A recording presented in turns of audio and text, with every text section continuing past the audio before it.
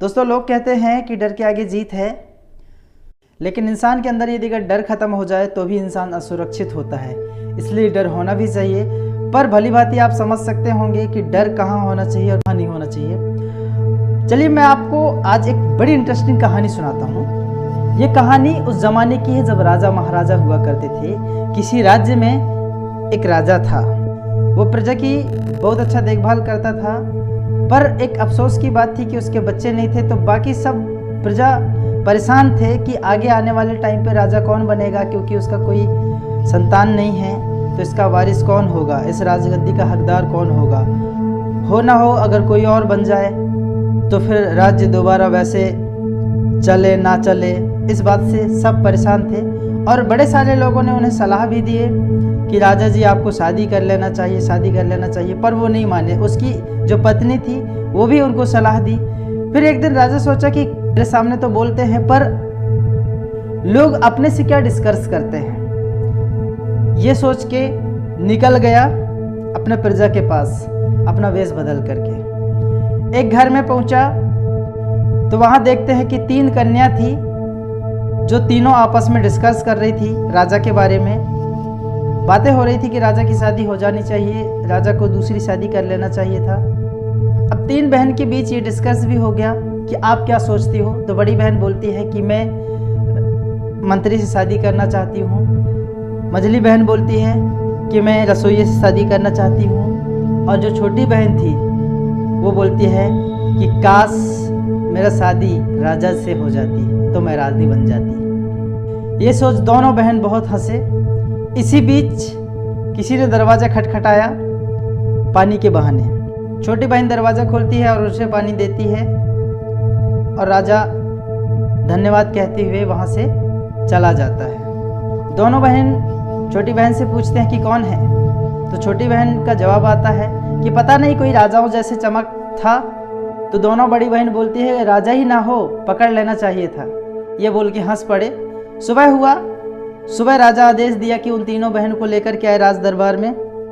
तीनों बहन को दरबार में पेश किया गया। उनसे अपनी अपनी ख्वाहिश पूछा गया। वही जो रात में डिस्कस हो रहा था सब अपना अपना सुनाया गया। तो राजा ने आदेश दिया कि इन तीनों की ख्वाहिश पूरी की जाए। शादी हो गई। शादी होने के बाद दोनों बहन छोटी बहन से जलने लगी, क्योंकि उन्हें लगा कि अब हमारी छोटी बहन हम पे राज करेगी, क्योंकि वो रानी बन चुकी है। कुछ दिनों के बाद राजा के यहाँ एक पुत्र जन्म हुआ। दोनों बड़ी बहन छल कपट से उसको जानवर के बच्चे घोषित कर दिए, और जो बच्चा था उसको नदी में बहा दिया गया। राजा को बहुत क्रोध आया, लेकिन उसे लगा कि शायद मेरी किस्मत में नहीं है, इसलिए ये सब हो रहा है। ऐसे ही दिन बीतता गया। कुछ दिनों के बाद दूसरे पुत्र में भी यही छल कपट के साथ दोनों बहनें ने फिर से जानवर के बच्चे घोषित कर दिए, और दूसरे पुत्र को भी नदी में बहा। राजा को इस बार बहुत गुस्सा आया, पर क्या करे, कुछ कर भी नहीं सकता था। तीसरी बार फिर पुत्र जन्म लिया। इस बार पुत्री हुई थी, उसको भी नदी में बहा दिया गया और जानवर के बच्चे घोषित कर दिया गया। इस बार राजा को बहुत गुस्सा आया। वो रानी को राज दरबार से निकाल दिया गया, कलिक पोत दिया गया, और इसके बाद में उसे चौराहे पे बंद कर दिया गया किसी पिंजरे में। सब रानी पे गुस्सा कर रहे थे, थूक रहे थे, गाली दे रहे थे, लेकिन वो सहती रही। यहाँ तीनों बच्चे नदी से बहते हुए एक माली के पास पहुँचे थे, क्योंकि माली सुबह सुबह नहाने के लिए जाता था। तो ये देखा कि उसके पास एक एक करके 3 बच्चे आए थे, वहीं पले बड़े तीनों बच्चे। एक का नाम जय, दूसरे का नाम विजय, जो छोटी थी वो नंदिनी। उनके पास फूलों का बाग था। वहाँ जब ये जाते थे तो वहाँ गाने में ये आवाज़ आती थी कि आप राजा के बच्चे हैं, माली के बच्चे नहीं हैं। ये सोच सोच के परेशान थे तीनों बच्चे कि ऐसा क्यों हो रहा है। ये सच है बेटा कि आप मेरे बच्चे नहीं हैं। आप किसके बच्चे हैं ये मुझे नहीं पता, पर ये सच है कि आप मेरे बच्चे नहीं हैं। नदी के सहारे आप मुझे मिले थे तो मैं आपको पाला हूँ, और मैं आपको इसलिए नहीं बता रहा था इस डर से कि यदि अगर आपको मैं बता दूँ तो शायद आप चले ना जाएं। वो तीनों बगिया में गए और वहाँ पूछे, जो पेड़ थे जादुई पेड़, उनसे पूछे कि हमारे पिताजी कौन हैं। तो बोले कि आपके पिताजी से बोलती मैना मिलवाएगी। बोलती मैना जो कि श्वेत महाद्वीप में आपको मिलेगा, वहाँ आप जाएंगे, एक बड़ा गुफा है, वहीं मैना मिलेगी। दूसरे ही दिन जय निकल पड़ा। वहाँ चारों तरफ बर्फ से ढका पर्वत था। ऋषि देव बैठे थे, उनसे जाकर के मिला। प्रणाम गुरुदेव, मैं अपने माता पिता की खोज में हूँ, क्या आप मुझे कोई रास्ता बता सकते हैं जिससे मेरे माता पिता से मुलाकात हो जाए? उसने बोला, बेटा इतनी आसान नहीं है, बोलती मैना चाहिए आपको, ये मैं सारा कुछ जानता हूँ। गुरुदेव बोलते हैं कि आप वापस हो जाइए, इतना आसान नहीं है ये गुफा में जाना। बड़े सारे राजा महाराजा यहाँ आए, यहाँ पत्थर के बुद्ध बन चुके हैं, लेकिन वो नहीं माना। एक बॉल दिया गया और बोला गया कि जैसे ही आपको कोई परेशान करते नजर आता है या कोई खतरा दिखता है तो आप ये बॉल उछालना, आपके सामने से खतरा टल जाएगा। बॉल लेकर जय गुफा में प्रवेश किया। जैसे ही गुफा में प्रवेश किया, अंधेरा हो गया और भयानक भयानक आवाजें आने लगी। बॉल उछालना शुरू कर दिए तो वो सब गायब हो गया। अचानक ही आवाज आई नंदिनी की, भैया मुझे बचाओ। जब पीछे मुड़ के देखा, पत्थर के बुत बन गया। यहाँ विजय और नंदिनी परेशान हो चुकी थी, क्योंकि टाइम हो चुका था, जय का कोई पता नहीं था। तो विजय निकल गया और विजय के साथ भी कुछ दिनों के बाद सेम वही हुआ। अब नंदिनी परेशान रहने लगी। नंदिनी गई, गुरुदेव से मिली। प्रणाम ऋषिदेव, मैं अपने माता पिता और भाइयों की तलाश में यहाँ आई हूँ। गुरुदेव इतना अंतर्यामी थे कि वो सब जानते थे। उन्होंने कहा, विजय हो। सारी बातें बताई, बोल दिए और नंदिनी गुफा में प्रवेश की। नंदिनी जब गुफा में प्रवेश की तो वही खतरनाक भयानक भयानक चीखें, आवाजें, डराने वाली। नंदिनी डर रही थी पर फिर बॉल को उछालते हुए आगे बढ़ी जा रही थी। इसके बाद दोनों भाइयों का आवाज आया, लेकिन फिर भी नंदिनी आगे बढ़ती गई। वहां का वातावरण फूलों का बगिया जैसा हो गया, मानो कि फूलों का बगिया में पहुंच गई। और वहां भी वही पेड़ थे जो गाने वाले, जो उनके बगिया में थे। नंदिनी को देख उनकी स्वागत सम्मान होने लग गया और आगे बढ़ती गई।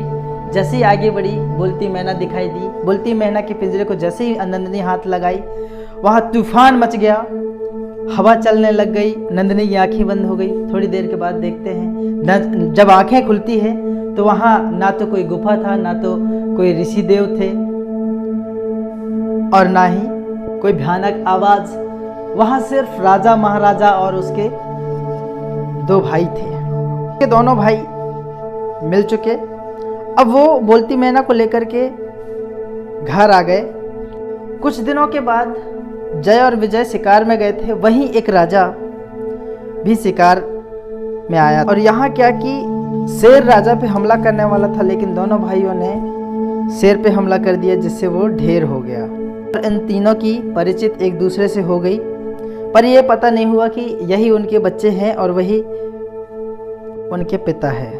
तो राजा बोले धन्यवाद देते हुए कि चलो स्थान मुझे दिखा दीजिए, मुझे आपके पास चलना है, बहुत अच्छे लोग हैं आप। जहाँ उनका स्थान था वहाँ ले गए और स्वागत सम्मान के लिए उनके लिए खाना बनाया गया।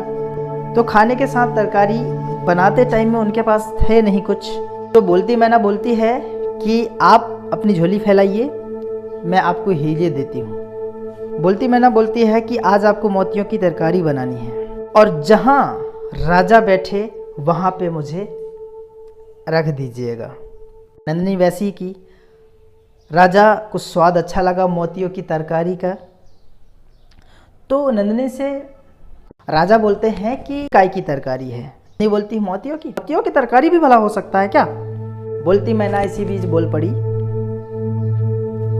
जी हाँ राजन, मोतियों की तरकारी भी हो सकता है अगर इंसान के बच्चे जानवर पैदा हो सकते हैं। राजा चौंक गया, कहीं तो ऐसा हुआ है, पर उसे याद आया कि ये तो मेरे ही दरबार में, मेरे ही रानी के पास हुआ है। और राजा बोले क्या मतलब आपका? तो बोले राजन, ये जो 3 बच्चे हैं ये आप ही के बच्चे हैं। छल कपट के साथ इनको नदी में बहा दिया गया था और जानवर के बच्चे घोषित कर दिया गया था। इस तरह सब एक दूसरे से मिल चुके और बोलती मैना को भी आज़ाद कर दिया गया। तीनों बच्चों को लेकर के राजा अपने दरबार में आया और रानी को भी सम्मान समेत दरबार में लेकर के आया, महल में लेकर के आया। और जो 2 बहनें थी रानी की, उनको सजा दिया गया। कहानी यही समाप्त होती है। दोस्तों, डर इंसान को कामयाबी दिलाती है, लेकिन पता होना चाहिए कहाँ डर हो और कहाँ डर ना हो। अगर नंदिनी डर जाती कि मैं पत्थर की बुद्ध बन जाऊंगी, मैं नहीं जाती, तो ना माता पिता मिलते ना भाई मिलते हैं। लेकिन वही एक और डर बना रहा कि अगर मैं नहीं गई तो मेरे माता पिता और भाई बहन नहीं मिल पाएंगे। तो डर के आगे ही जीत है, लेकिन डर भी होना चाहिए, क्योंकि डर इंसान को सुरक्षित रखता है। Thank you. दोस्तों, वीडियो देखने के लिए आपका बहुत बहुत धन्यवाद। अगर वीडियो आपको अच्छा लगा हो तो एक लाइक और वीडियो को शेयर ज़रूर करें। साथ ही चैनल को सब्सक्राइब करें, क्योंकि ऐसे ही वीडियो हम आपके लिए लाते रहते हैं। और बेल आइकन प्रेस कर लें ताकि वीडियो आप तक पहुंच जाए।